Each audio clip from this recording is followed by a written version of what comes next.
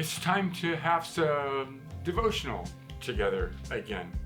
Let's talk today about the fatherless.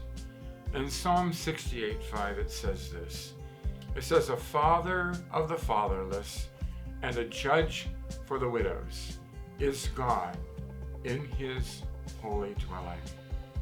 Do not ever for a moment doubt God's advocacy, commitment, and heart for the fatherless and the widows. Having given his only son, he fully understands the grief of loss, abandonment, and persecution.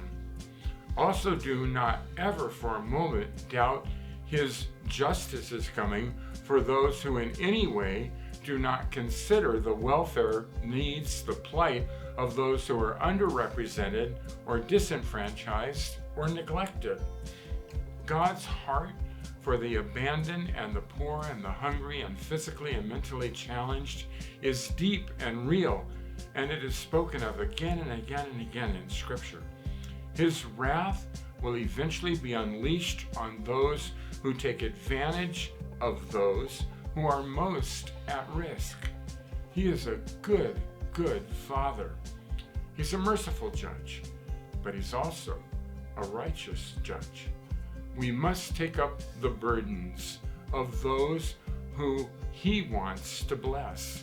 He desires to act out of his heart through us and to act out towards the forgotten, the prisoners, the orphans, the unborn, and all those who are most unprotected.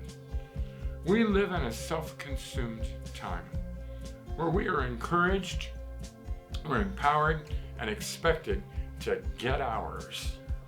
Everyone for themselves, or for their folk, or for their group, or their people, only and first. The human race has one origin, and therefore we are all connected. That is why he loves us all the same.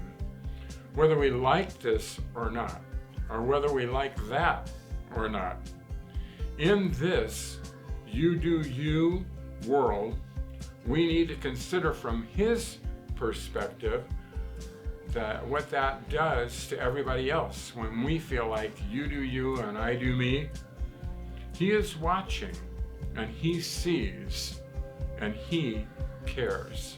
Let us join forces with him, not against each other, especially not at the expense of his ones that he gave his son for too.